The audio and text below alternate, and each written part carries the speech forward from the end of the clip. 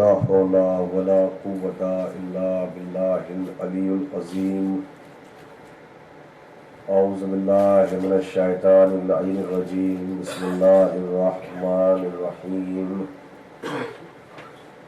الحمد لله رب العالمين والصلاة والسلام على سيد الأنبياء والمرسلين سيدنا ونبينا وشفينا بالقاسم محمد. اللهم صل على محمد وآل محمد وآله الطيبين الطاهرين المعصومين المظلومين المنتجبين. أما بعد فقد قال الله تعالى في كتابه المبين وهو أصدق الصادقين وقوله الحق. بسم الله الرحمن الرحيم. يا أيها الذين آمنوا اتقوا الله وكونوا مع الصادقين. صلوات. اللهم صل على محمد وآل محمد. ایک موضوع مسلسل ہے اور جس کے ذیل میں آپ حضرات کی خدمت میں گفتگو کا سلسلہ جاری و ساری ہے. موضوع مجلس اذان عالیہ میں محفوظ ہوگا معرفت اہل بیت اور وجود حضرت حجت. یہ ہمارا اس سال کا یہ موضوع ہے اور موضوعات خاصہ میں سے خاص موضوع ہے اور ایک ایسا موضوع ہے کہ صاحبان ایمان کے لیے اللہ کی طرف سے ایک نایاب تحفہ ہے. مجلسی اعتبار سے یہ جو اس سال کا موضوع ہے تھوڑا یہ سخت بھی ہے اور تھوڑا سا یہ مشکل بھی ہے، لیکن میں نکات کا سہارا لے کر اور اپنی خطابت کا سہارا لے کر بہت ہی آسان الفاظ میں قدم بقدم آہستہ آہستہ اپنے معروضات کو آپ حضرات کی خدمت میں ثواباً اور تبرکاً پیش کرنے کی سعادت حاصل کر رہا ہوں. مسلسل وہ حضرات جو روز اول سے میرے ساتھ ساتھ ہیں وہ تمام معروضات ان کے اذان عالیہ میں محفوظ ہو چکے ہیں. کل تک جو گفتگو جس مقام تک ہم پہنچے تھے تو معرفت اہل بیت سے گزر کے وجود حضرت حجت تک پہنچے تھے.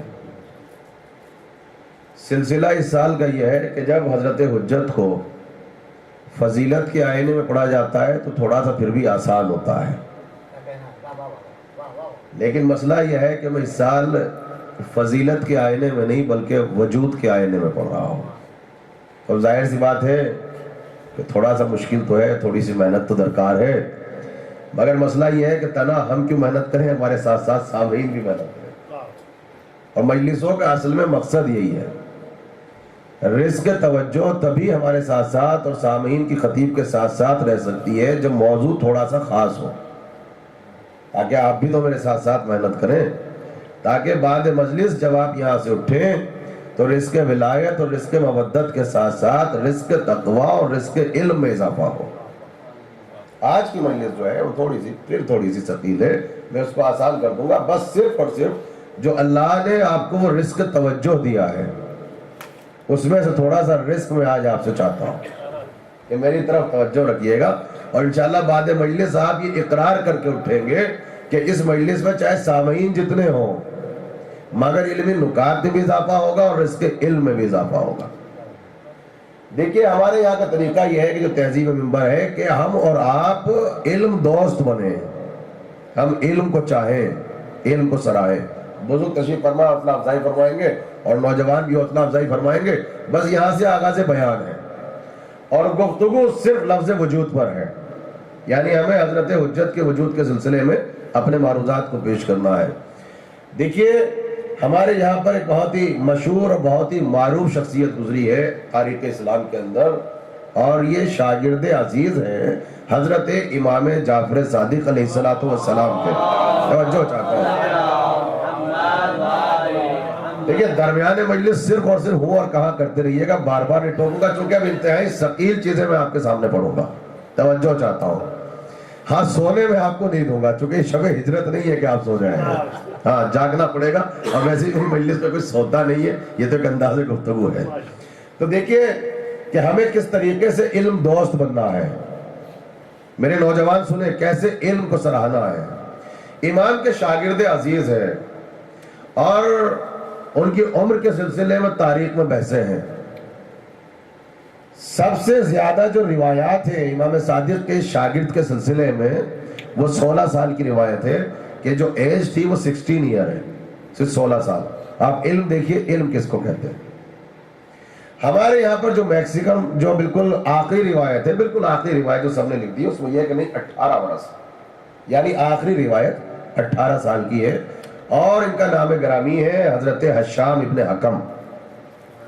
یہ حشام ابن ملک نہیں ہے، یہ حشام ابن حکم ہے۔ توجہ چاہتا ہوں، امام کے شاگرد خاص ہیں، امام ان سے بے پناہ محبت کرتے ہیں، یعنی 16 برس کے یا 18 برس کے۔ محبت کا عالم یہ ہے، دیکھیے مجلس داخل موضوع ہے مگر اس کو سنیے گا، محبت کا عالم یہ ہے کہ ساری تاریخوں نے لکھا کہ امام کا ایک درس ہوا کرتا تھا باغ امام جعفر صادق میں، یعنی ظہر سے پہلے جو درس ہوتا تھا وہ مسجد نبوی میں ہوتا تھا، چونکہ وہاں تفسیر پڑھاتے تھے، وہاں حدیث پڑھاتے تھے، وہاں فقہ پڑھاتے تھے۔ لیکن ظہر کی نماز کے بعد امام کا درس جو ہوتا تھا وہ باغ امام جعفر صادق میں ہوتا تھا، وہاں پہ علوم کائنات، وہاں فلسفہ پڑھایا جاتا تھا، وہاں بحثیں کی جاتی تھی کہ افلاطون نے کیا کہا ہے، سوکریٹس نے کیا کہا ہے، ایرسٹوٹل نے کیا کہا ہے، وہاں سب کے فلسفے کو نظر ثانی کیا جاتا تھا، وہاں توحید کو پڑھایا جاتا تھا، علوم کائنات، تاریخ جہان کو پڑھایا جاتا تھا۔ تو منیمم جو کم سے کم شاگرد ہوتے تھے اس وقت، جن کا تعلق یونان سے تھا، گریس سے تھا، روم سے تھا، ہندوستان سے تھا، ایران سے تھا، وہ 4000 اسٹوڈنٹس کی تعداد ہے، اس میں سب عرب نہیں ہے۔ توجہ چاہتا ہوں، دیکھیں پورا پس منظر ہے۔ ایام امام جعفر صادق میں اس سال جو میں نے عشرہ پڑھا تھا 15 شوال سے 25 شوال تک، اس میں میرا موضوع یہی تھا کہ امام صادق کی نظر میں حضرت حشام کا مرتبہ کیا ہے۔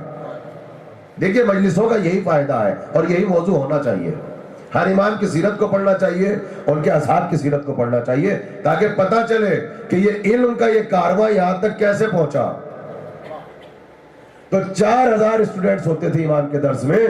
تو تاریخ کہتی ہے کہ جس وقت 16 برس یا 18 برس کا عمر ہے حضرت حشام کا، جب آپ آتے تھے اور داخل ہوتے تھے باغ امام جعفر صادق میں، جو سب سے پہلے تعظیم کے لیے اٹھتا تھا وہ امام جعفر صادق تھے۔ حضرت حشام کی تعظیم کو اٹھ جاتے تھے کون؟ مسند علم پہ بیٹھے امام صادق، اور چراغ علم روشن ہے، اور جتنے علم دوست تھے وہ سب امام کے سامنے دو زانو ہو کے بیٹھے ہیں۔ یہاں سب مسلمان نہیں تھے، یہاں صرف علم دوست تھے، یہ تھا مقصد۔ تو جب آتے تھے تو امام تعظیم کے لیے اٹھ جاتے تھے۔ تو کچھ لوگوں نے جو دائیں بائیں والے تھے جو آ جاتے تھے مگر ذہنوں میں بت تھا، انہوں نے امام سے کہا کہ مولا یہ کیا طریقہ ہے، یہ کیا تہذیب ہے کہ آپ کی بزرگ شخصیت خاندان رسالت میں سب سے عظیم المرتبہ شخصیت تو آپ کی ہے، ایک عجیب و غریب قسم کی پرسنالٹی ہے آپ کی، اور ایک بچہ آتا ہے 18 برس کا اور آپ اس کو دیکھتے ہیں اور تعظیم کے لیے اٹھ جاتے ہیں۔ بس امام نے مسکرا کے ایک جملہ کہا تم نے میرے شاگرد کو اس حشام کو پہچانا نہیں، یہ ہمارے اور اللہ کے دین کے سلسلے میں ایک قلعے کی حیثیت رکھتا ہے۔ یہ جو ہمارا آل محمد کا جو دین ہے، یہ جو اللہ کا مذہب ہے، یہ اس میں ایک پلر کی حیثیت رکھتا ہے۔ اللہ اکبر۔ پلر کسے کہتے ہیں؟ یہ عمارت جو ٹکی ہوئی ہے یہ مضبوط پلر پہ ٹکی ہوئی ہے، کہا یہ ہمارے دین کے سلسلے میں ایک خیمے کی ایک پلر کی حیثیت رکھتا ہے۔ یہ حشام ابن حکم ہے۔ اب ان کا مرتبہ آپ سنیں گے۔ اب دیکھیے مسجد نبوی کو جب تعمیر کیا گیا، یعنی جب کنسٹرکشن ہوا ہے مسجد نبوی کا، تو ابتدائی زمانے رسالت میں یہ منبر موجود نہیں تھا، تو سرکار خطبہ کیسے دیتے تھے؟ مسجد نبوی میں ایک پلر تھا، اس ستون کا نام تھا ستون ساریہ، ستون پلر کو کہتے ہیں، اور اس کا نام تھا ساریہ۔ تو سرکار آتے تھے اور اس سے ایسے ٹیک لگا کے بیٹھتے تھے، جیسے آپ تکیے سے ٹیک لگا کے بیٹھ جاتے ہیں یا دیوار سے ٹیک لگا کے بیٹھتے ہیں۔ تو مسجد نبوی میں کوئی خاص ممبر نہیں تھا، مگر ایک خاص ستون تھا، ایک پلر تھا، اس کا نام ساریہ تھا۔ تو جب سرکار آتے تھے تو اس سے ایسے ٹیک لگا کے بیٹھتے تھے اور سارے اصحاب آ کے بیٹھتے تھے، اور پھر سرکار خطبہ دیا کرتے تھے ممبر سے پہلے۔ مولانا رومی نے اپنی مثنوی میں جو لکھا ہے وہ کہتے ہیں کہ نہیں، ایسا نہیں ہے، ایک پلر نہیں تھا، پلر دو تھے، ایک ستون اور بھی تھا، اس کا نام تھا ستون حنانہ۔ اب دیکھیں یہ عشرے کا موضوع ہے، مجھے کور ایک مجلس میں کرنا ہے۔ مولانا رومی کیا کہتے ہیں مثنوی میں؟ نہیں، ایک ستون اور بھی ہے، اس کا نام ستون حنانہ ہے۔ کبھی رسول ساریہ سے ٹیک لگاتے تھے، کبھی ستون حنانہ سے ٹیک لگاتے تھے، ممبر کے آنے سے پہلے تب خطبہ دیتے تھے۔ امام کہتے ہیں حشام کو کہ حشام تم اس ستون سے ٹیک لگا کر ہمارے جد کی احادیث کو ہمارے اصحاب کے سامنے بیٹھ کے بیان کیا کرو۔ جس ستون سے ٹیک لگا کے یا ہمارے جد بیٹھا کرتے تھے یا ہم بیٹھا کرتے ہیں۔ اللہ اکبر۔ دیکھیے آپ کی سماعتیں بیدار ہیں، ذرا ہوں اور ہاں کیجئے۔ تو آپ نے مرتبہ دیکھا، کہا کہ شام تم اس ستون سے ٹیک لگا کے بیٹھا کرو۔ کیا مرتبہ ہوگا؟ اگر آپ کو یہ پتہ چل جائے کہ جب آپ لکھنؤ میں جائیں کہ اس ممبر پہ بیٹھ کے مجلس پڑھیے جہاں سے کبھی میر انیس بیٹھا کرتے تھے، تو آج تک جتنے علماء جتنے مرثیہ خان گئے ہیں اس جگہ بیٹھنے کی ہمت نہیں کر سکتے، ضمیر بھائی بیٹھے ہیں۔ کیوں؟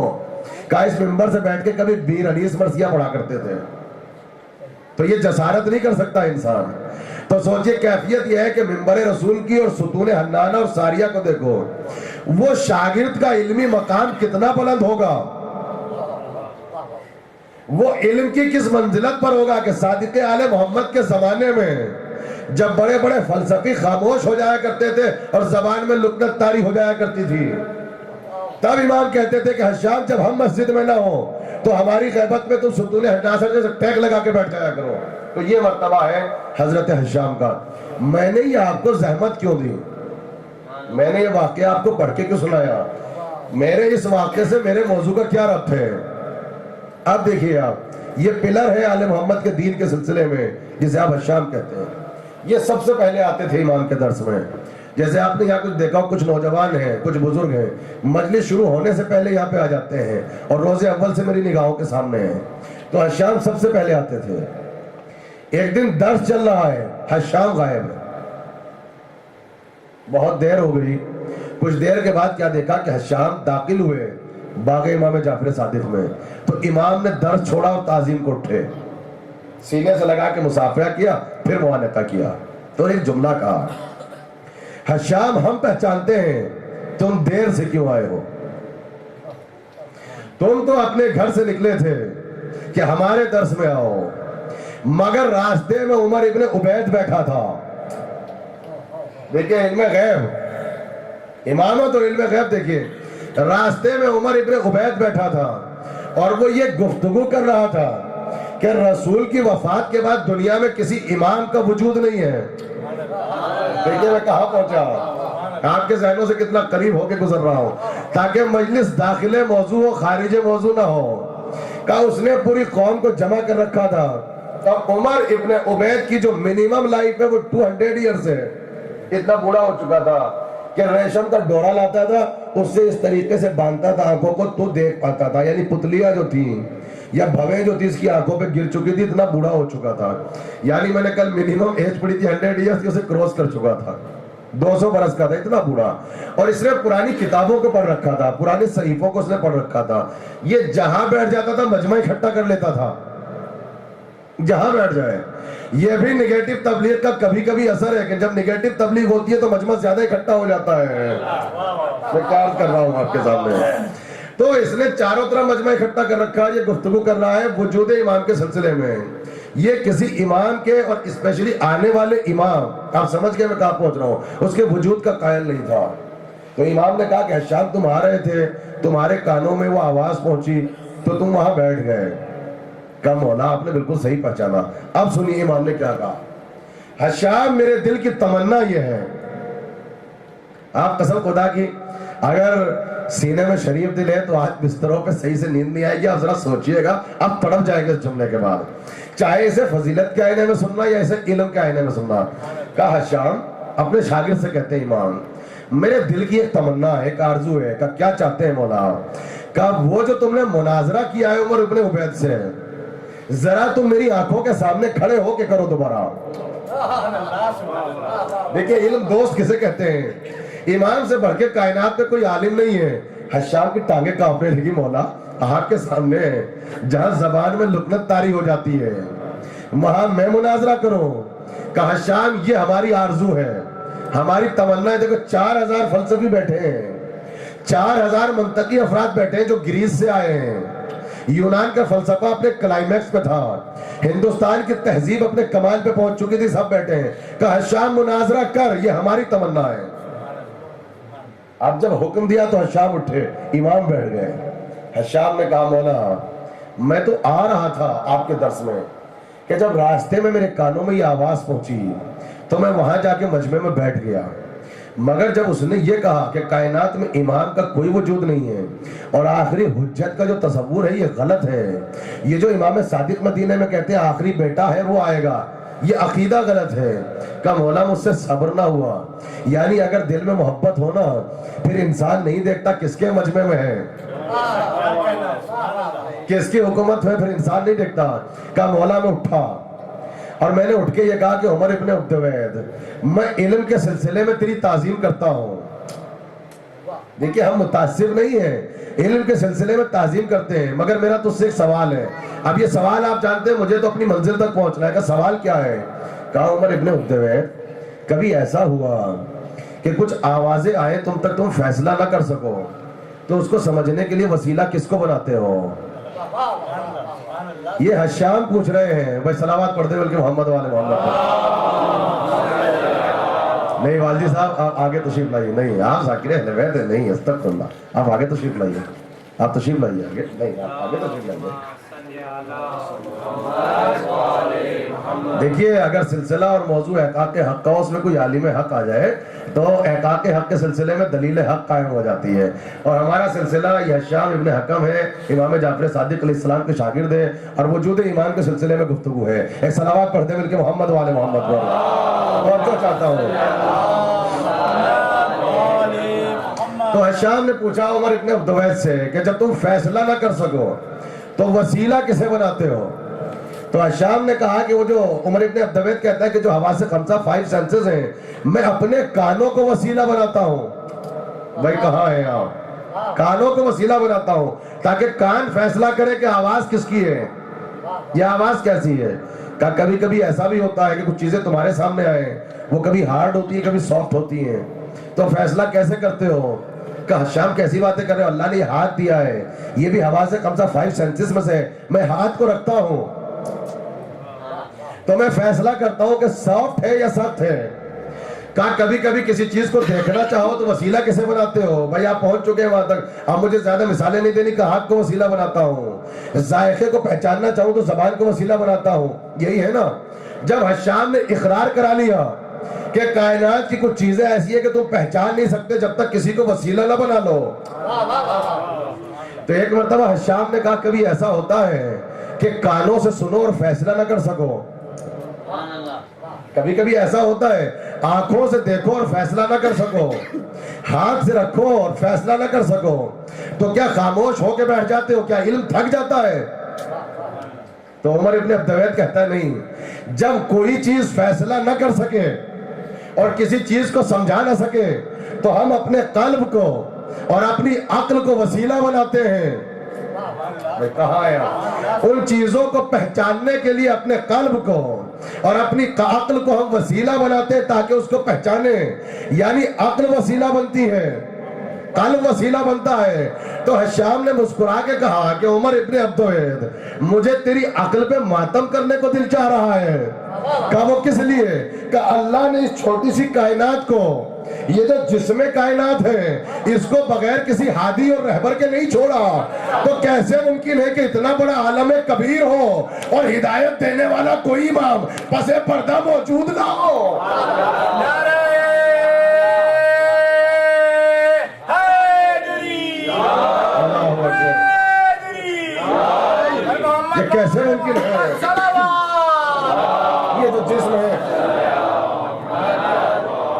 آس پاس جا کے پوچھے، اس کو کہتے ہیں عالم صغیر. یہ عالم صغیر ہے، یہ انسان کی پوری ایک کائنات ہے، یہ یونیورس ہے. کہا اللہ نے جب اس میں بھی ایک نبی باطن کو رکھا ہے بھائی، عقل کو، اور قلب مانی ہے، عقل استعمال ہوا ہے جہاں پہ قرآن میں، اس کو نبی باطن کہتے ہیں.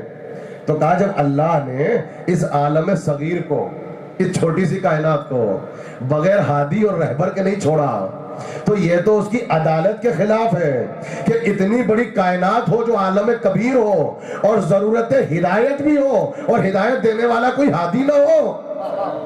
بس جیسے ہی عمر ابن عبدوید نے سنا تو کہا حشام میں پہچان گیا یہ تیرا جواب نہیں ہو سکتا ہے، یہ کسی اور باغ کی طرف سے سوار ہو کے سوا جواب یہاں تک آیا ہے.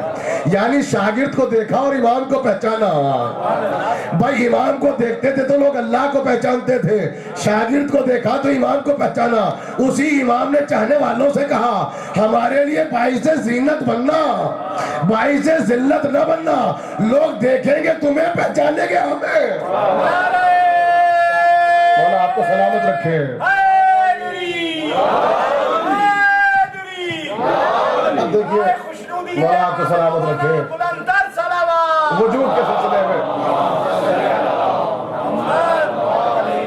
وجود حضرت حجت، یہ ہمارا موضوع ہے. تو ظاہر سی بات ہے کہ دیکھیں مجلسی اعتبار سے، چونکہ میں نے کہا کہ فضیلت کے آئینے میں نہیں وجود کے آئینے میں پڑھ رہا ہوں، تو موضوع تھوڑا سا ثقیل ہے، تھوڑا سا مشکل ہے. لیکن میں مشکل کشا کو وسیلہ بنا کے پڑھ رہا ہوں. آپ مشکل کشا کو وسیلہ بنا کے سنیں تو موضوع آپ کے لیے بھی آسان ہوگا، میرے لیے بھی آسان ہوگا. صلوات پڑھتے مل کے محمد والے محمد.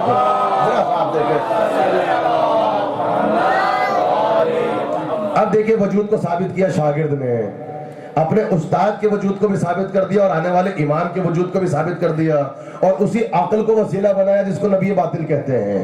یہ نبی باطن ہے. اچھا اکثر آپ نے اپنی زندگی میں دیکھا ہوگا، دیکھیے جب گفتگو کی جائے تو انسان کی فطرت کو سامنے رکھا جائے. اکثر آپ سے سوالات ہوتے ہیں امامت کے سلسلے میں، ولایت کے سلسلے میں، آپ جواب دے کے آ جاتے ہیں. آپ نے کہیں سے وہ جواب پڑھا نہیں ہوتا، آپ کچھ دلیلیں دے دیتے ہیں. 5 سال 10 سال کے بعد آپ مجلس میں آتے ہیں، کسی عالم سے سنا کہ وہ اسی چیز کے لیے وہی دلیل دے رہا تھا، تو آپ سوچتے ہیں نا کہ میں نے یہی دلیل دی تھی جو آج مولانا دلیل دے رہے ہیں، یا میں نے کسی کتاب میں آج وہی پڑھا جو 10 سال پہلے دلیل دی تھی. اکثر ایسا ہوتا ہے کہ آپ جب حق کا احقاق کرتے ہیں تو دلیل دے دیتے ہیں، آپ نے سنی نہیں ہوتی. یہ سلسلہ کیا ہے؟ اب حشام ابن حکم ہے، باغ امام جعفر صادق میں امام بیٹھے ہیں. کہا مولا میں نے یہ مناظرہ کیا ہے عمر ابن عبدوید سے وجود کے سلسلے میں. اب سنیے گا، ذہن جھنجھوڑ دوں گا میں آپ کے، اور پھر دیکھیے گا آل محمد کا کتنا بڑا خاص لطف ہے آپ کے ساتھ. امام نے مسکرا کے ایک جملہ کہا، 4000 اسٹوڈنٹس بیٹھے تھے. حشام تم نے وجود امام کے سلسلے میں جو آج دلیل دی ہے، کیا اس دلیل کو مجھ سے سنا ہے؟ بھائی آپ تو بولیے یار، مجھ سے سنا ہے. انہوں نے ہاتھ جوڑ کے کہا مولا جتنا علم میرے پاس ہے وہ سب کچھ آپ کے دروازے سے تو ملا ہے، مگر جو بالکل بے نہیں، جو دلیل دے کر آیا ہوں حواس خمسہ کو، 5 سینسز کو وسیلہ بنا کر، اس دلیل کو میں نے آپ سے نہیں سنا. تو امام اب مسکرائے. کہا پھر ہمارے جد کی کوئی انکار نہیں کرتا، حدیث ہوں گی، مگر میں نے کسی کتاب میں نہیں پڑھا. پھر آج جب تم گھر سے نکلے تو قرآن میں پڑھ کے آئے ہوں گے. کہا قرآن بھی پڑھائے اور ضرور یہ جواب قرآن میں ہوگا، مگر یہ دلیل مجھ تک نہیں پہنچی. اب امام مسکرائے. کہا قسم خدا کی حشام، تو نے ہمارے بیٹے کے حق کو ثابت کرنے کے لیے جو دلیلیں دی ہیں عمر ابن عبدوید کو، توریت میں بالکل ایسے ہی لکھا ہوا ہے. کہاں ہے اب؟ توریت میں بالکل ایسے ہی لکھا ہوا ہے. اب یہ جو سنا، اب تو حشام کانپنے لگے، تڑپنے لگے، زار و خطار ہونے لگے. مولا میں نے توریت کو کہاں پڑھا، میں نے کہاں توریت کو پڑھا، یہ دلیل میں نے کیسے دے دی؟ اب امام نے مسکرا کے کہا کہ سنو، جب بھی کوئی تم میں سے ارادہ کرتا ہے کہ ہمارے حق کا احقاق کرے، اور تمہارے پاس اگر دلائل نہ بھی ہو، تو اگر دل میں محبت ہوتی ہے تو اللہ فرشتوں کے ذریعے تمہارے قلب کے اوپر الہام کرتا ہے. الفاظ ہمارے ہوتے، زبان تمہاری ہوتی ہے.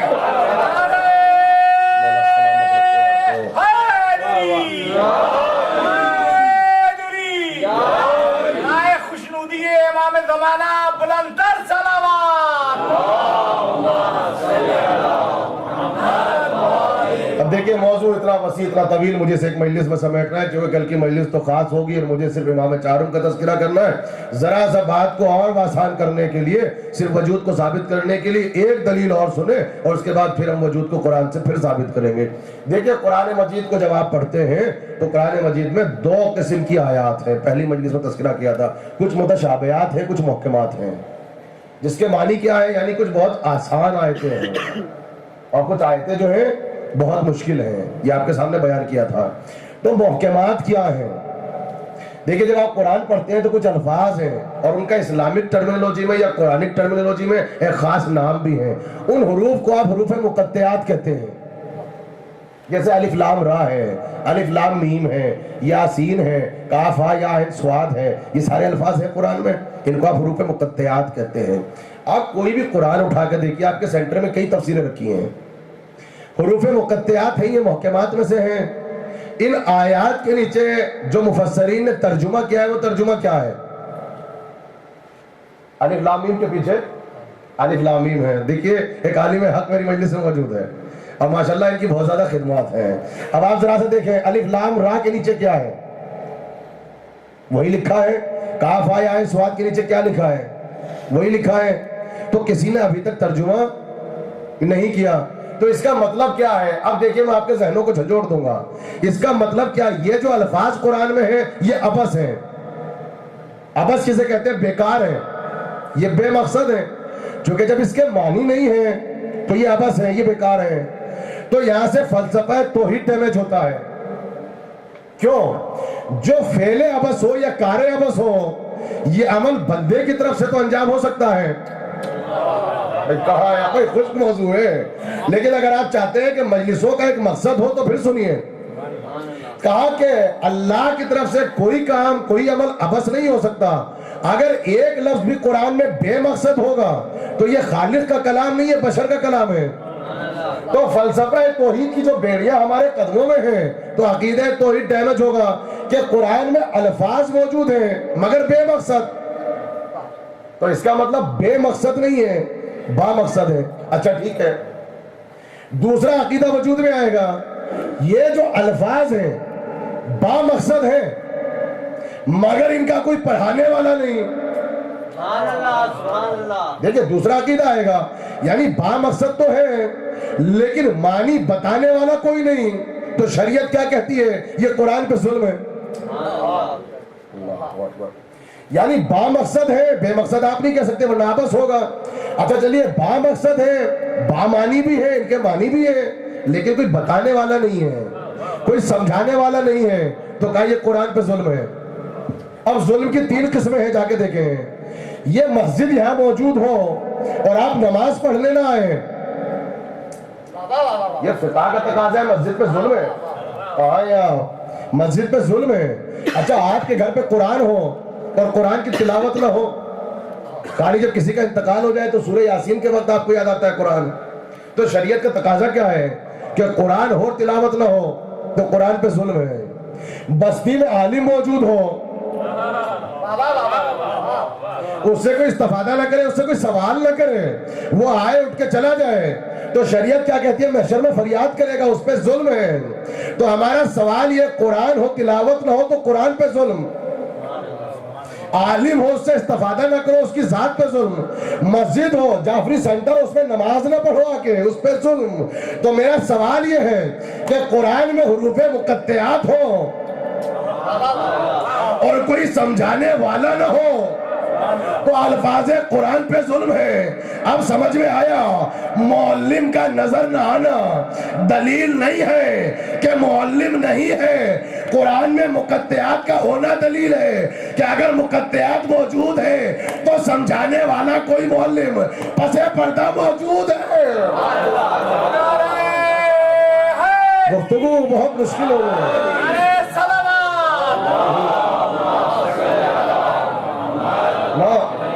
امام کا نظر نہ آنا دلیل نہیں ہے کہ امام نہیں ہے. قرآن میں مقطعات کا نظر آنا دلیل ہے کہ اگر مقطعات ہے تو پس پردہ بتانے والا سمجھانے والا کوئی معلم قرآن موجود ہے. بھائی ابھی 9 ربیع الاول کے بعد یہاں پہ صرف مجلسیں نہیں ہوں گی, یہاں شادیاں بھی ہوں گی. تو تو ہمارے یہاں کی ایک تہذیب ہے، طریقہ کیا ہے ہمارا شوہر کہ مرد حضرات یہاں بیٹھتے ہیں، دولہا کو ہم مسجد پہ بٹھا دیتے ہیں. کبھی آپ نے دلہن کو یہاں پہ دیکھا؟ میں کہا آپ دیکھیں مجلس سے انسان کی تہذیب اور کلچر اور اس کے طریقے اور سلیقے کو پروٹیکٹ کرتی ہے یا نہیں. آپ سینٹر میں دیکھیں گے یہاں دولہا بیٹھا ہوگا، اب مولوی صاحب آ گئے، ایک طرف سے آپ والدی صاحب کو بٹھا لیں، ایک طرف سے مجھے بٹھا دیں کہ یہ آپ نکاح پڑھائیے. ہم دونوں نے نکاح پڑھ دیا. ایک صاحب وہاں سے اٹھے کہنے لگے نکاح باطل ہے. کہا کیوں باطل ہے؟ کہا یہ آپ نے نکاح کس سے پڑھا دیا؟ یہاں دلہن تو ہے ہی نہیں. یہ نکاح بالکل انویلڈ ہے، باطل ہے. تو اگر انسان کی عقل بیدار ہے، شعور بیدار ہے، تو وہ کیا جواب دے گا؟ عجیب جملہ ہے قسم خدا کی. کہا دلہن کا نظر نہ آنا دلیل نہیں ہے کہ دلہن نہیں ہے، مسند پہ دولہا کا نظر آنا دلیل ہے. بات نہیں پہنچے. مسند پہ دولہا کا نظر آنا دلیل ہے کہ اگر یہاں یہ صحرا سجا کے بیٹھا ہے تو کہیں نہ کہیں پس پردہ دلہن ضرور موجود ہے. بھیا امام کا نظر نہ آنا دلیل نہیں ہے کہ امام نہیں ہے، ضرورت ہدایت کا ہونا دلیل ہے کہ اگر ضرورت ہدایت ہے تو پس پردہ ہدایت دینے والا ہادی موجود ہے.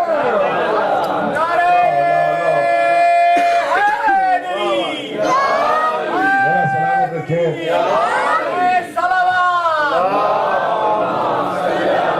یہ دیکھیے ایک اور عالم مجلس میں آگئے، دیکھیے بابرکت محفل ہے قسم خدا کی. احقاق حق کے سلسلے میں علماء حق آ رہے ہیں. ایک صلوات پڑھ دینا مل کے محمد والے.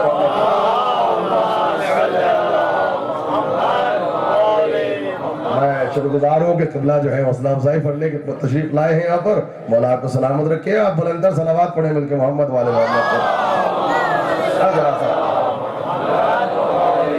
تو موضوع وجود حضرت حجت کہ دیکھیں بالکل یہ تقاضا عقل ہے، بالکل عقل کی روشنی میں. معلم کا بس 3 نکات ذہن میں رکھیے گا، میں تھوڑا سا آسان بھی کر دوں گا. دیکھیں پھر میرے نوجوان میرے ساتھ رہیں، سلسلہ ٹوٹے نہیں. اگر آپ دائیں بائیں ہوئے ہیں تو موضوع بھی دائیں بائیں ہوگا. اور یہاں دائیں بائیں دیکھ کے عبادت نہیں ہوتی، وہ دوسری جگہ پہ ہوتی ہے. ایک صلوات پڑھتے ہوئے کہ محمد والے جس کا توجہ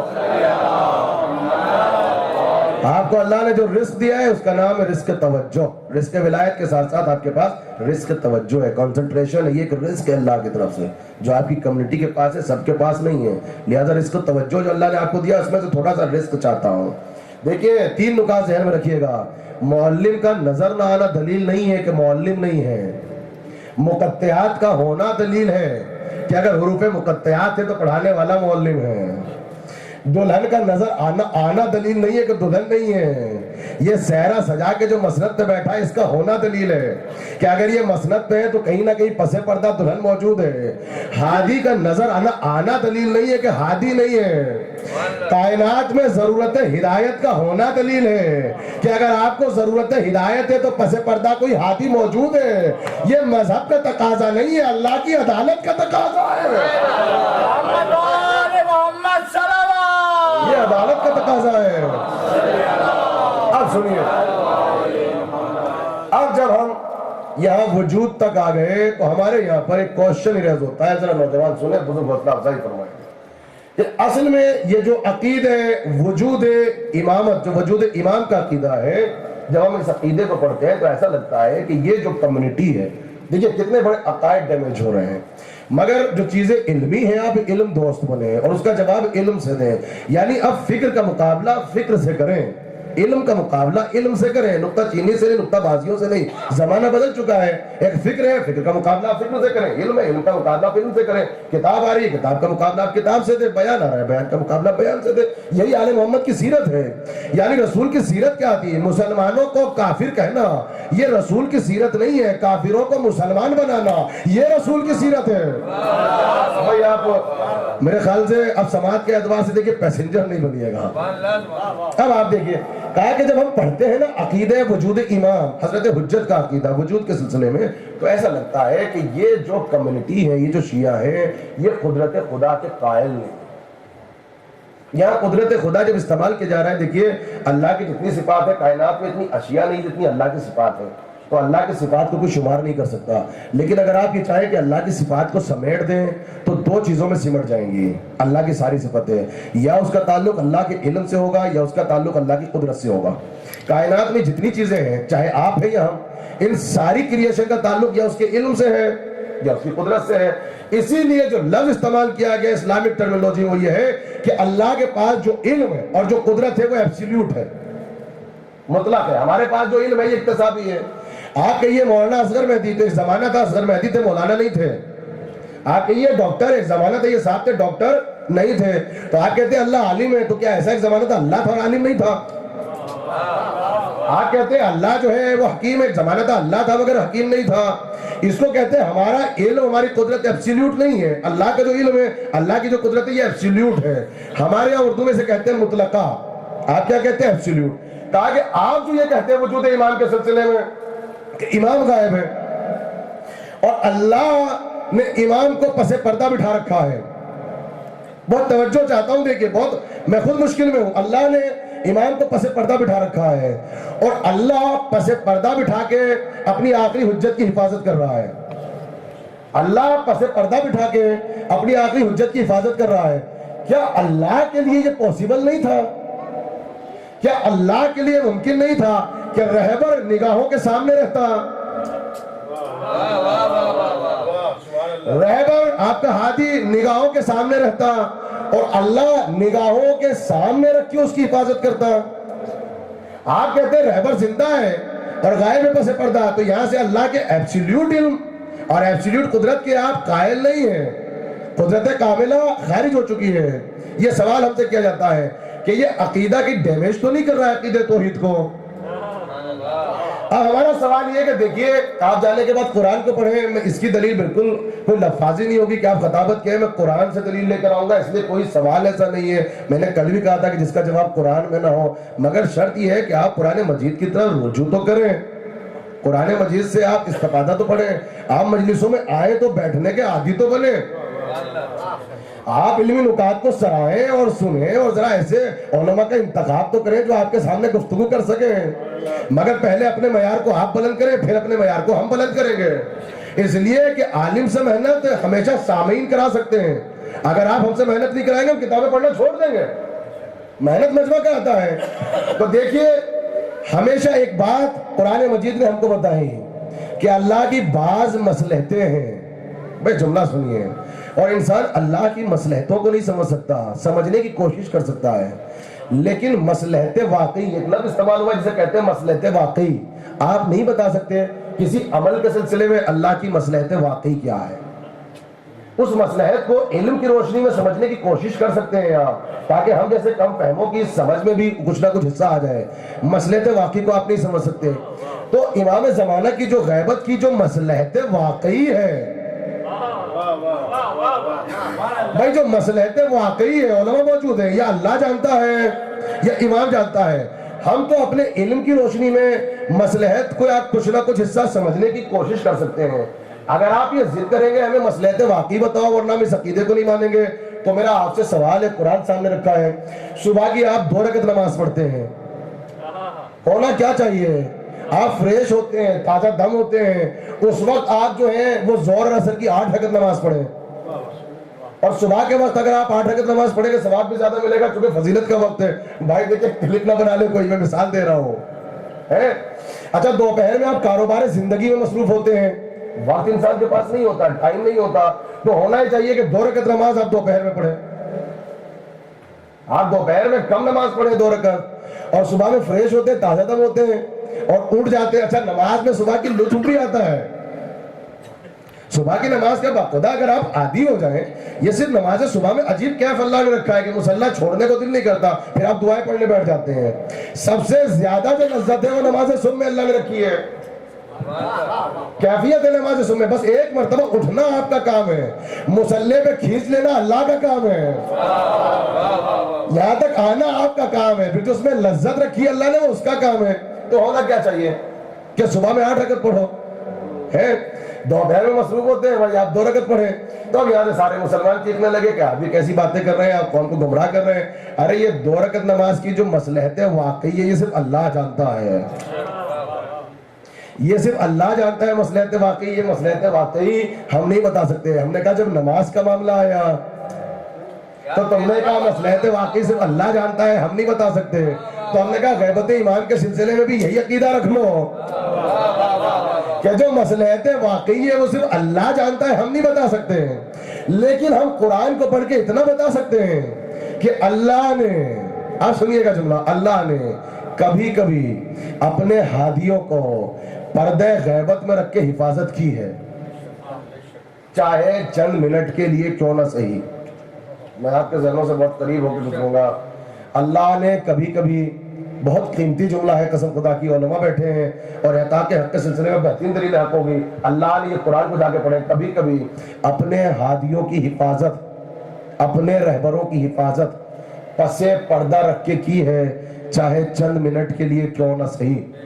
میں جو دلیل آپ کے سامنے دوں گا, جس تفسیر کا ریفرنس دوں گا, کوئی شیعہ تفسیر نہیں ہے, عالم اسلام کی اوتھنٹک پرسنالٹی ہے اور مفسر ہے, بہت بڑے مفسر ہیں, اور عالم اسلام چکے ہم بھی اچھا متاثر نہیں, ہم بھی ان کی تفسیر کو پڑھتے ہیں. علامہ مودودی تفہیم القرآن موجود ہے, اب تو انگلش میں ترجمہ ہو چکا ہے, آپ گوگل پہ جائیے, اردو میں بھی تفسیر ہے اور انگلش میں بھی تفسیر ہے, منہاج القرآن کی طرف سے پوری تفسیر نکلی ہے, علامہ مودودی کی بہت زیادہ والیوم ہے, آپ جا کے پڑھیے انہوں نے کیا لکھا ہے مصلحت واقعی کے سلسلے میں. میں آپ کو سورہ کا نام بھی بتاؤں گا, پیج نمبر بتاؤں گا, صفحہ نمبر بتاؤں گا, یعنی حوالہ دے کے آپ کے حوالے کروں گا, بس ہم میری طرف متوجہ رہیے. علامہ تفسیر کر رہے ہیں مودودی صاحب, سورہ تبت یدا ابی لہب وتب کی تفسیر کر رہے ہیں, کہتے ہیں کہ اس کا شان نزول کیا ہے. بھائی دیکھیے کیف محسوس کریں گے, کہا جب یہ سورہ نازل ہوا تبت یدا ابی لہب وتب, ابو لہب تیرے ہاتھ ٹوٹ جائیں, یہ ستاتا تھا نا رسول اللہ کو, تو کہا اس کی بیوی تھی, اس کا نام تھا ام جمیل. بہت عجیب یہ بھی کریکٹر ہے, اب ظاہر سی بات ہے کہ موقع نہیں ہے, تہذیب ممبر ہے, زیادہ نہیں کہہ سکتے, مگر یہ رسول اللہ کو سب سے زیادہ ستاتی تھی. یہ تو تاریخ میں لکھا کہ رسول جب صبح کی نماز کے لیے گھر سے نکلتے تھے, دروازے پہ یہ کانٹے بچھا دیا کرتی تھی, یعنی جو رات کے اندھیرے میں اتنی اذیت دیتی ہو وہ دن کے اجالے میں کتنا ستاتی ہوگی. اچھا یہ ام جمیل کون ہے؟ یہ جو ابو لہب کی وائف ہے, یہ ہے کون؟ یہ ابو سفیان کے سسٹر ہے. یہ میں نے سلسلہ ہی بتا دیا, یعنی ابو لہب جو ہے یہ ابو سفیان کا دولہا بھائی ہے. اور کہا ہے آپ یہ پڑھنے کا طریقہ ہے. اب سمجھ میں آیا کہ آپس میں اتنی محبت کیوں تھی, چونکہ سالے بہنوئی کا بالکل نازک سا رشتہ تھا, بہت ڈیلیکیٹ قسم کا رشتہ تھا, اور اس رشتوں میں ویسے ہی محبت زیادہ ہوتی ہے. تو ام جمیل ویسے ہی ستاتی تھی رسول اللہ کو بہت. ام جمیل کو کسی نے جا کے یہ کہا کہ تیرے شوہر کی مذمت میں آج سورہ اترا ہے, اور رسول اللہ سورہ پڑھ رہے ہیں مسجد نبوی میں بیٹھے ہیں. کہا کیا سورہ ہے؟ کہا سورہ کا نام ہے تبت یدا ابی لہب وتب, ابو لہب تیرے ہاتھ ٹوٹ جائیں. تو جب اس کو پتا چلا, اس نے اپنے ہاتھ میں ڈنڈا اٹھا لیا. دیکھیں مودودی صاحب لکھ رہے ہیں, میں اپنے پڑھنے کا ذمہ دار ہوں, ان کے لکھنے کا نہیں. کہا یہ ڈنڈا اس نے اپنے ہاتھ میں لیا. اچھا رسول تو نہیں کہہ سکتی ہے چونکہ مسلمان نہیں ہے, اس نے یہ کہا کہ آج یتیم عبداللہ کو نہیں چھوڑوں گی. کہاں ہے محمد, کہاں ہے ابو طالب کا بیٹا, آج میں اس کو نہیں چھوڑوں گی. کہا یہ کہہ کے تلاش کرتی ہوئی آئی تو کسی نے بتایا, جو دائیں بائیں بیٹھے رہتے تھے, کہ رسول مسجد میں ہے, مسجد میں چلی جاؤ. تو یہ آ گئی مسجد میں ڈنڈا لے کے. اب راوی کون ہے اس واقعے کا؟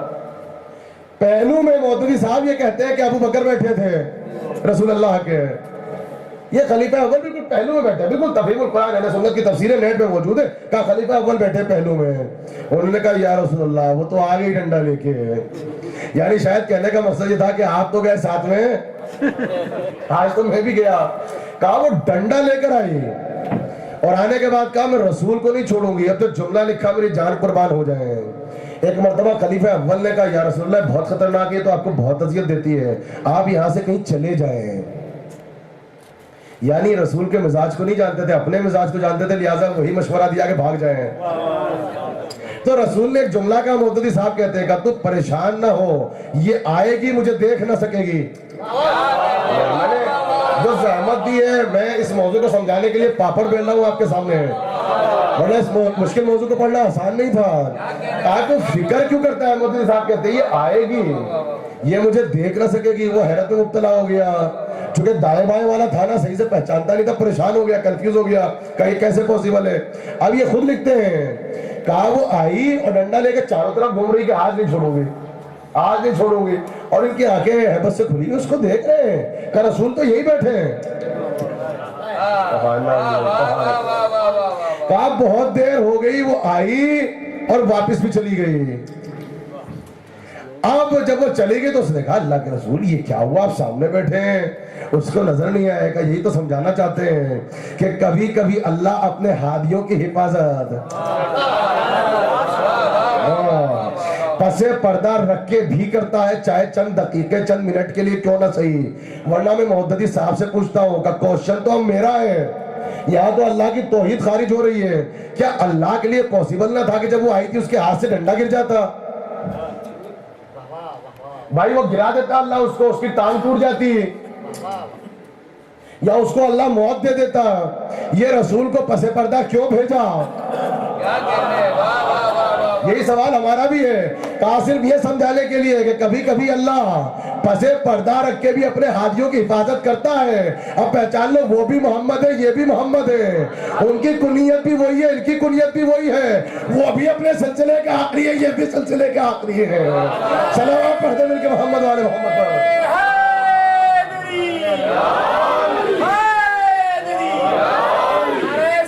اب آپ ذرا سا دیکھیں، اب اصل جواب ذرا آپ سنیں کہ کبھی کبھی اللہ نے اپنے ہادیوں کی حفاظت پس پردہ رکھ کے کی ہے۔ یہ کیوں کی؟ تاکہ جب ان کو پس پردہ رکھ کے ان کی غیبت میں حفاظت کی جائے تو فلسفہ غیبت پہ شک نہ کرنا، جو عقیدہ پہلے کے سلسلے میں وہی آخر کے سلسلے میں رکھو۔ اچھا عجیب سلسلہ یہاں سے غیبت کا پورا فلسفہ سمجھ میں آ گیا، اور یہ عجیب و غریب فلسفہ ہے، دیکھیں بالکل تازہ نقطہ آپ سنیے۔ اس کا مطلب یہ ہے کہ غیبت کے معنی یہ نہیں ہے، عجیب جملہ قسم خدا کی، کاش میں اس کو سمجھا سکوں، کاش مولا میری مدد کرے۔ اس کا مطلب غیبت کے معنی یہ نہیں ہے کہ اللہ رہبر کو کسی غار میں بٹھاتا ہے۔ میری جان قربان ہو جائے اس نقطے پر، کاش میں سمجھا سکوں۔ اس واقعے کے بعد پتہ چلا ہے جو غیبت کہتے ہیں، غیبت کے معنی یہ نہیں ہے کہ اللہ رہبر کو کسی غار میں بٹھاتا ہے، کسی جزیرے میں بٹھاتا ہے، کسی پہاڑ۔ غیبت کے معنی کیا ہے؟ غیبت نظروں کے امام نظروں کے سامنے رہتا ہے، ہادی نظروں کے سامنے رہتا ہے، دیکھنے والوں کی آنکھوں پہ پردہ پڑ جاتا ہے۔ ہادی کسی گوفا میں نہیں ہے، امام کسی غار میں نہیں ہے، امام نظروں کے سامنے ہے، دیکھنے والوں کی آنکھوں پر غیبت کا پردہ پڑ جاتا ہے۔ اب تفسیر نہیں سمجھ سکتے بغیر حدیث کے، اب پھر رجوع کریں صادق آل محمد حضرت امام جعفر صادق علیہ السلام کی طرف۔ آخری جملہ ہے بس، اب زحمت تمام کر دیے۔ لوگ اٹھے باغ امام جعفر صادق میں، جو بعد الظہر جہاں علوم کائنات پڑھائے جاتے تھے، بعد الظہر درس ہو رہا، ایک شخص اٹھا، یہ یونان کا رہنے والا تھا، گریس کا۔ اس نے یہ پوچھا، جو بہت بڑا فلسفی تھا، اس نے کہا مولا یہ جو آپ کے آخری بیٹے ہوں گے، جو آپ فلسفہ امامت پڑھاتے ہیں ظہر سے پہلے مسجد میں، تو ہم نے سنا ہے کہ آپ آخری حجت کو پڑھاتے ہیں کہ آپ کا آخری بیٹا ہوگا، اللہ پسے پردہ رکھے گا، تو وہ جب پسے پردہ رہیں گے، پردے کے پیچھے رہیں گے، تو وہ ہدایت کیسے کریں گے؟ اچھا اگر مشکل کشائی کی ضرورت ہو تو مدد کرنے کے لیے کیسے آئیں گے؟ بس یہ آخری جملہ ہے، بس امام مسکرائے، کہا کہ یونان کے رہنے والوں، اے فلسفہ ارسطو کو پڑھنے والوں، افلاطون اور سقراط کو پڑھنے والوں، کیا تم یہ سمجھتے ہو کہ غیبت کے معنی یہ ہے کہ امام جو ہوگا، جو میرا بیٹا ہوگا، وہ کسی غار میں بیٹھا ہوگا؟ تم یہ سمجھتے ہو کہ وہ جو ہوں گے کسی غار میں بیٹھے ہوں گے؟ کہا پھر کہاں ہوں گے؟ پھر غیبت کیا ہے؟ تو امام نے قرآن سے دلیل دی۔ اب عجیب جملہ ہے، کہ دیکھو غیبتیں دو طرح کی ہوتی ہیں، اقسام غیبت دو ہیں۔ کہ پہلی غیبت کون سی ہے؟ کہ پہلی غیبت وہ ہے جو اللہ نے اصحاب کہف کو دی ہے۔ بھائی میں جانتا ہوں مشکل موضوع ہے، اگر آپ چاہو تو میں سننے والی مجلس بھی پڑھ دوں گا آپ کے سامنے، مگر ذرا ہوں رہا کیجیے، آخری جملہ ہے۔ کہ ایک غیبت ہے اصحاب کہف والی۔ کہ مولا کون سی غیبت ہے؟ کہ اصحاب کہف بھی تو غیبت میں ہیں، مگر وہ غیبت کیا ہے؟ نہ تم ان کو دیکھ سکتے ہو، نہ وہ تم کو دیکھ سکتے ہیں، نہ تمہیں ان کی خبر ہے، نہ ان کو تمہاری خبر ہے۔ کہا یہ جو غیبت ہے یہ میرے بیٹے کی غیبت نہیں ہے، یہ جو غیبت ہے یہ میرے بیٹے کی غیبت نہیں ہے۔ کہا مولا آپ کے بیٹے کی جو غیبت ہوگی وہ کون سی ہوگی؟ کہا قرآن میں ایک غیبت حضرت یوسف کی ہے۔ نہیں پہنچے، وہاں تک نہیں پہنچے۔ ایک غیبت حضرت یوسف کی ہے، سورہ یوسف کو جا کے پڑھو۔ کہا وہ غیبت کون سی ہے؟ کہا یوسف بادشاہ بن گئے ہیں، تخت حکومت پہ بیٹھے ہیں، 11 بھائی سامنے کھڑے ہیں، یوسف کو دیکھ رہے ہیں، پہچان نہیں رہے ہیں۔ ارے میں اس سے بہتر زمانے کے امام کو نہیں پڑھ سکتا، نہ فضیلت کے آئینے میں، قسم خدا کی نہ وجود کے آئینے میں۔ کہا یوسف تخت پہ بیٹھے ہیں، عزیز مصر بن چکے، بادشاہ بن چکے ہیں، 11 بھائی کھڑے ہیں اور یوسف ان کی مدد بھی کر رہے ہیں اور کہہ رہے ہیں کہ تم جہاں سے آئے ہو نا شام سے، وہاں قحط پڑ گیا ہے، لو غلہ لے جاؤ، اور ساتھ میں یہ بھی کہا آئندہ سال پھر آنا، اور جب آؤ تو والدین کو ساتھ لانا، اور جب آؤ تو بنیامین جو تمہارا ایک بھائی وہاں رہ گیا ہے اس کو بھی ساتھ لے آنا۔ کہا بھائی دیکھ بھی رہے ہیں، سن بھی رہے ہیں، اور یوسف مشکل کشائی کر رہے ہیں مگر یہ دیکھ رہے ہیں، پہچان نہیں رہے، اور جو ہادی ہے وہ درمیان میں ہے، دیکھ بھی رہا ہے، پہچان بھی رہا ہے۔ امام نے کیا کہا؟ میرے بیٹے کی غیبت یہ نہیں وہ کسی غار میں ہوں گے، تمہارے درمیان ہوں گے۔ اب جملہ سنو، تم ان کو دیکھ رہے ہوں گے، تمہاری نظروں کے سامنے ہوں گے، تم ان کو دیکھ رہے ہوں گے، پہچان نہیں رہے ہوں گے۔ اس کا مطلب امام اس وقت یہاں موجود ہے، آپ دیکھ رہے ہیں، پہچان نہیں رہے۔ یہی تو وجہ امام نے مسکرا کے کہا کہ اب جب پردہ غیبت اٹھے گا اور دیوار کعبہ سے پشت کعبہ سے ایسے ٹیک لگا کے بیٹھیں گے، اپنے جد کا لباس پہن رکھا ہوگا، سرکار کا عصا ہاتھ میں ہوگا، دوسرے ہاتھ میں قرآن ہوگی، تبرکات کا صندوق رکھا ہوگا، اور فرشتہ کہہ رہا ہوگا چاہنے والوں سے آؤ آ کے بیعت کرو، تمہارے امام ہیں، تو اس وقت آپ کیا کہیں گے؟ یہ امام فرما رہے ہیں، آپ کیا کہیں گے؟ آپ ایک دوسرے کا بازو پکڑ کے کہیں گے یہ امام ہے، یہ امام ہے۔ ان کو تو وقت طواف ہم نے خود دیکھا تھا، ان کو تو ہم نے احرام میں دیکھا تھا، ان کو تو ہم نے مینا میں دیکھا تھا، ان کو تو کربلا میں دیکھا تھا، ان کو تو صفا و مروہ میں دیکھا تھا، ان کو تو فلک قبرستان میں دیکھا تھا۔ ارے تم کو یاد ہے جب میں مشکل میں تھا تو یہی تو آئے تھے مدد کے لیے۔ اس کا مطلب نظروں کے سامنے وہ غائب نہیں ہے، ہماری آنکھوں پہ غیبت کا پردہ ہے۔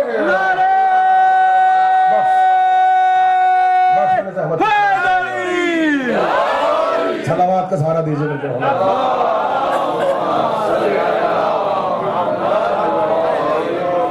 بس میرے عزیزو، میں نے زحمت دی اپنے سامعین کو، میں نے زحمت دی اپنے سننے والوں کو، اس لیے کہ ہم جن حالات سے گزر رہے ہیں، جن ادوار سے گزر رہے ہیں، قسم خدا کی اس امام حجت سے بہتر کوئی دوسرا عقیدہ اس وقت نہیں ہے کہ جن سے انسلاک کیا جائے، جن سے توسل قائم کیا جائے۔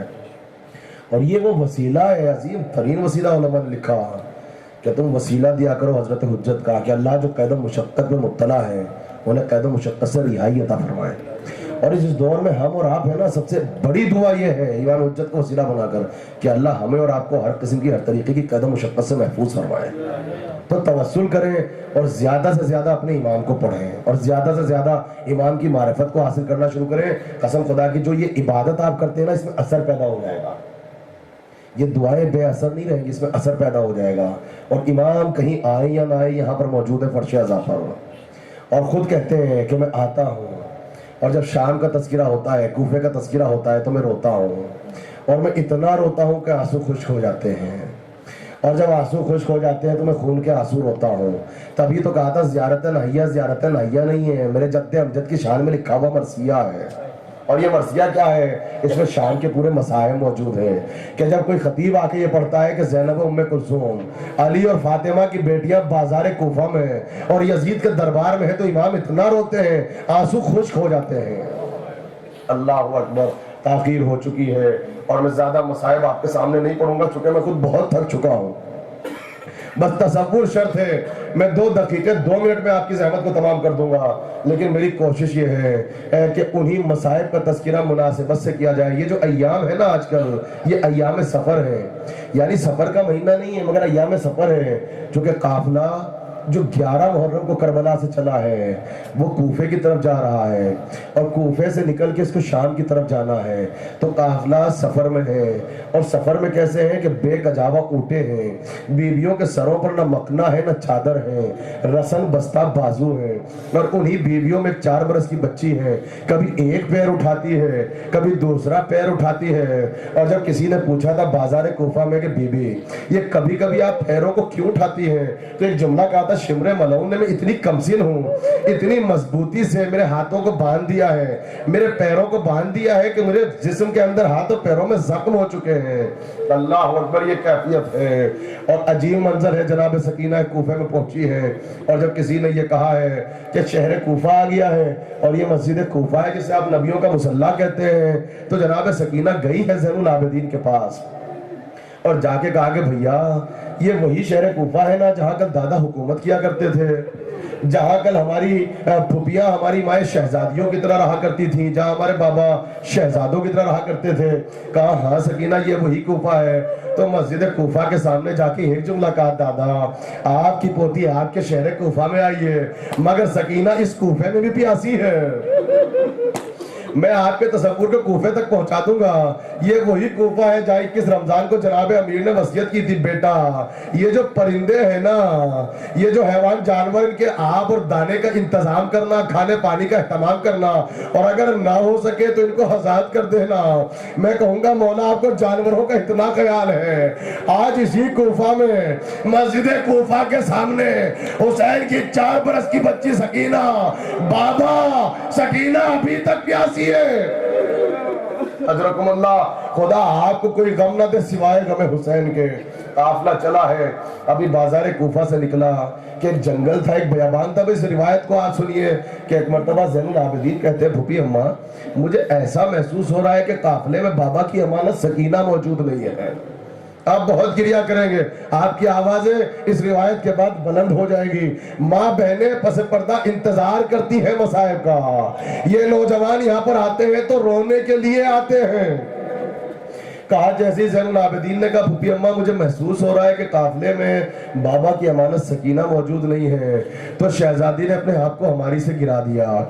ये कहकर ज़ैनुल आबिदीन आहिस्ता बोलो, कहीं माँ रबाब न सुन ले, कहीं सकीना की माँ रबाब न सुन ले। और ये कह के एक मर्तबा उम्मे कुलसूम से कहा, उम्मे कुलसूम तुम रबाब को संभालो, ज़ैनुल आबिदीन तुम काफिले के सरदार हो, काफिला संभालो, मैं अपने भाई की अमानत सकीना को तलाश करती हूँ। ये कह के एक मर्तबा जंगल और बयाबान में आई और आके एक जुमला का, सकीना कहाँ हो, अपनी फूफी के हाल पे रहम करो। अल्लाह अकबर।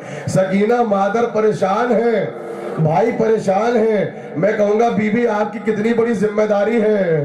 कभी जलते हुए खेमे से बीमार करबला को निकालती है और कभी कूफे के जंगलात में अगर कोई बच्चे गायब हो जाए उनको तलाश करती फिरती है। जनाब ज़ैनब परेशान है, बेहाल है कि इतने में शहजादी ने एक मंजर देखा कि वही बयाबान में रेगिस्तान में सियापोश बीबी तशरीफ फरमा है, एक मौज़मा तशरीफ फरमा है। उन्होंने सर झुका रखा है और जानू पे 4 बरस की बच्ची सकीना का सर है। कभी प्यार करती है, कभी सीने से लगाती है, कभी सर पे दस्ते शफ़क़त रखती है। शहजादी करीब गई, जनाब सकीना को उठाया, अपने सीने से लगाया, कहा सकीना तुम यहाँ पर हो, बेटा वो देखो माँ कितना परेशान है। ये कह के चली, मगर एक मर्तबा मुड़ के एक जुमला कहा, बहुत रोएंगे। कहा मौज़मा आपका बहुत बहुत शुक्रिया मौज़मा, खुदा आपको इसका अजर अजीम महशर में देगा, इसलिए कि आप वो पहली बीबी हैं जिसने इस बच्ची को प्यार से देखा है, जिसने इस बच्ची के सर पे दस्ते शफ़क़त रखा है, जिसने इस बच्ची को सीने से लगाया है। वरना जो इस बच्ची को देखता है, कोई तमाचे लगाता है, कोई गोशवारे छीनता है। ये कह के शहजादी आगे बढ़ी, क्या देखा पीछे से किसी के आने की आहट सुनी, क्या देखा वही मौज़मा है, टूटे हुए पहलू पे ऐसे हाथ रखा है। कह रही है ज़ैनब माँ इतना गरीब हो गई, बेटा तुमने अपनी माँ को न पहचाना, मैं तुम्हारी माँ ज़हरा हूँ। बचाने वालों, एक मुद्दत के बाद बेटी ने आलमे गुर्बत में माँ को देखा, गले में बाहें डाल दी। अम्मा अब आई हो, जब सर से रिदा छिन गई, जब बाजुओं में रसन बंध गई। अम्मा अब आई हो, जब मेरा हुसैन मारा गया, जब मेरा अली अकबर शहीद। इन्ना लिल्लाहि व इन्ना इलैहि राजिऊन। नज़र क़ज़ाही तस्लीम अम्र मातम हुसैन।